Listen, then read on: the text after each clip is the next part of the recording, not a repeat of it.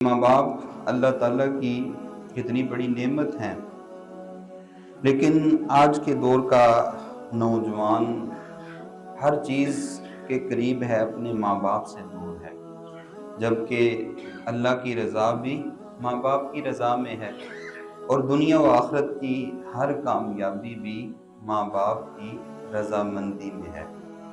قرآن مجید سے سورہ بنی اسرائیل کی آیت کا کچھ حصہ میں نے آپ کے سامنے تلاوت کیا، جس میں اللہ تعالیٰ فرماتا ہے وَقَضَىٰ رَبُّكَ أَلَّا تَعْبُدُوا إِلَّا إِيَّاهُ وَبِالْوَالِدَيْنِ إِحْسَانًا، اور اللہ کا تیرے رب کا یہ حکم ہے کہ اس کے سوا کسی اور کی عبادت جائز نہیں ہے، اور دوسرا حکم اللہ کا یہ ہے کہ والدین کے ساتھ احسان کرو۔ سب سے بڑا گناہ اس دنیا میں اگر کوئی ہے تو وہ شرک ہے۔ اللہ تعالیٰ کے سوا کسی اور کی عبادت ہمارے دین میں، مذہب میں جائز نہیں ہے۔ اللہ کے سوا کسی اور کو پوجنا، یہ تصور بھی اسلام میں جائز نہیں، اور اللہ تعالیٰ قرآن پاک میں فرماتا ہے کہ وہ شرک کے علاوہ جس بھی گناہ کو چاہے گا معاف فرما دے گا۔ یعنی اگر کوئی شرک ہی میں مر جاتا ہے، زندگی میں توبہ نہیں کرتا، تو ایسے شخص کی معافی نہیں ہے۔ پھر اگلی بات فرمایا کہ وَبِالْوَالِدَيْنِ إِحْسَانًا، ماں باپ کے ساتھ احسان کرو۔ اب یہاں مفسرین نے مختلف باتیں کی ہیں اس آیت کے تحت، کہ ایک غور کرنے والی بات ہے کہ اللہ تعالیٰ نے اپنی عبادت کا حکم دیا تو ساتھ ہی فرمایا کہ ماں باپ کے ساتھ احسان کرو۔ یہ بات سمجھنے سے تعلق رکھتی ہے کہ اپنی عبادت کے ساتھ ماں باپ کی اطاعت کا حکم کیوں دیا؟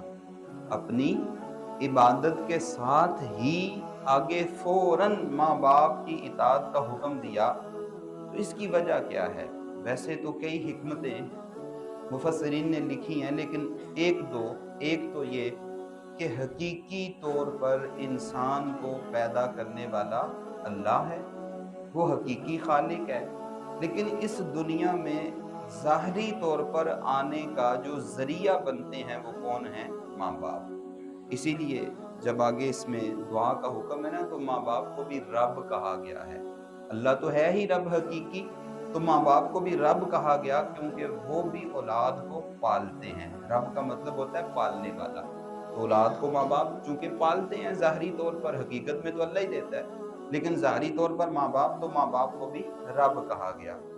دوسری وجہ، یہ دنیا کا دستور ہے، آپ کسی کے پاس ملازمت کر رہے ہوں تو، یا آپ کسی کے ماتحت ہوں جس سے آپ نے مہینے بعد کچھ لینا ہوتا ہے، تو اگر آپ اس کی باتیں نہ مانیں تو وہ مہینے بعد تنخواہ دے دے گا؟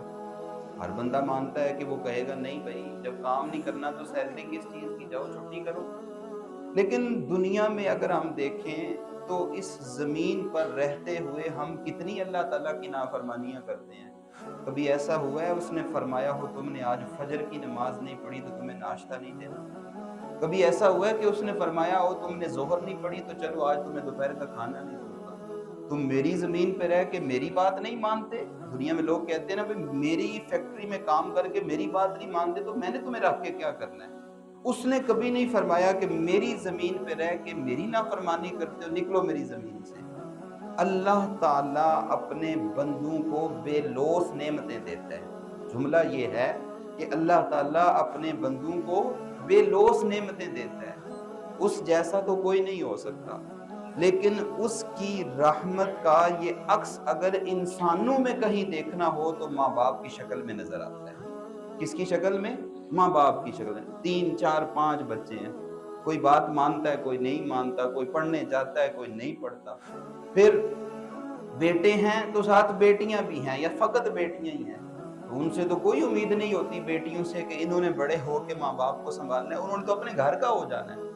لیکن کبھی ماں باپ نے بچوں کو گھر سے نکالا ہے کہ تم کام کاج نہیں کرتے، میں نے تمہیں دینا کچھ نہیں، آج تمہیں روٹی نہیں ملے گی تم کی، کیونکہ تم نے کام نہیں کیا، تم نے یہ نہیں کیا، وہ نہیں کیا؟ تو اللہ جیسا تو کوئی نہیں ہو سکتا۔ اللہ اپنے بندوں کو بے لوث نعمتیں دیتا ہے، اسے بندے سے غرض نہیں ہے، وہ بے غرض دیتا ہے۔ اس کی رحمت کا یہ عکس اگر کسی کی شکل میں، انسانی شکل میں دیکھنا ہو تو یہ عکس اللہ کی رحمت کا ماں باپ کی شکل میں نظر آتا ہے۔ تو اس لیے اس نے جہاں اپنی عبادت کا حکم دیا، ساتھ ہی اگلی بات فرمائی کہ اپنے ماں باپ کے ساتھ احسان کرو۔